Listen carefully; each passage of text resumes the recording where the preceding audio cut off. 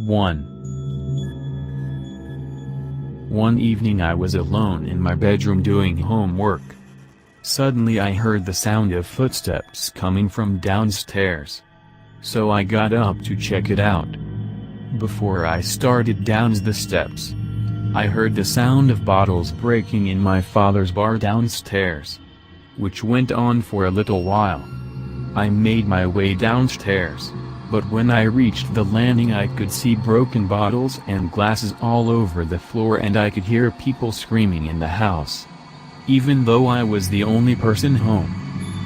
I locked myself in my room and stayed there until my parents got home. And guess what?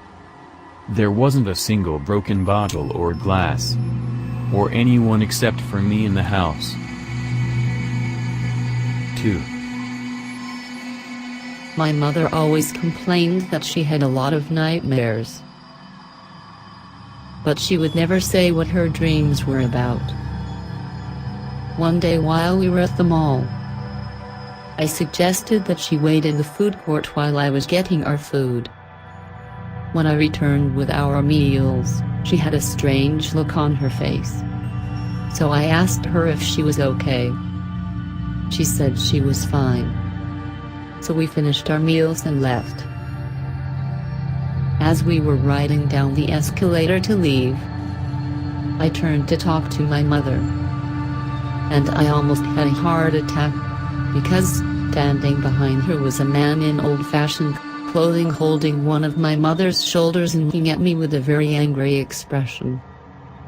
She saw the shock on my face right away and shouted at me, asking what was wrong. When I told her what I had seen, she started crying and said, "You just described the man that tries to kill me every night in my nightmares." 3. A couple of months ago, my friend's cousin, a single mother, bought a new cell phone. After a long day of work, she came home, placed her phone on the counter, and went watched a TV. Her son came to her and asked if he could play with her new phone. She told him not to call anyone or mess with text messages, and he agreed. At around 11:20, she was drowsy. So she decided to tuck her son in and go to bed. She walked to his room and saw that he wasn't there. She then ran over to her room to find him sleeping on her bed with the phone in his hand. Relieved, she picked her phone back up from his hand to inspect it. Browsing through it, she noticed only minor changes such as a new background, banner, etc. But then she opened up her saved pictures. She began deleting the pictures he had taken, until only one new picture remained. When she first saw it, she was in disbelief. It was her son sleeping on her bed. But the picture was taken by someone else above him, and it showed the left half of an elderly woman's face. 4. My dog has a nasty habit of scratching the door in the middle of the night. One evening she wouldn't stop scratching the door for any reason. After calling her 5 times, I threw a pillow towards the door to make her stop. That's when she barked. From right beside me. She had been next to me the whole time. 5. My husband and I live in a small, unincorporated town on the outskirts of a bigger city. Although we are almost 50 years old, we are 30 to 40 years younger than any of our near neighbors. Most of them have grandchildren who visit regularly, and drive them wherever they need to go.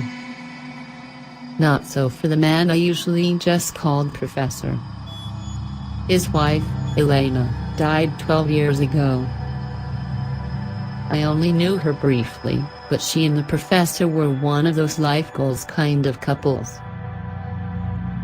I loved spending time with them. They were both so erudite. and witty, and clearly still deeply in love. Elena's passing hit her husband hard. For the last year, he had been battling cancer. With no bus service in our rural area, and cabs from town an expensive, long wait, I ended up driving him to doctors. The professor had been in the US since his 20s. But he still retained a charming foreign accent. My name, he pronounced as Anna. Usually, when he phoned me, he would say good afternoon, Anna. Sometimes, he would call in the wee hours, in pain, able only to gasp Anna. I would drop the phone and run to his house to help him with his meds or take him to the city's emergency room. He was adamant about not staying away from home. He knew the end was near and he wanted to go in his own bed. On October 1st, at almost 4 a.m., my cell phone rang, showing the professor's number. When I answered, a strange voice asked, "Anna?" "Yes," I answered. "Professor?" "No." The voice giggled. "This is Maria. I'm taking him tonight."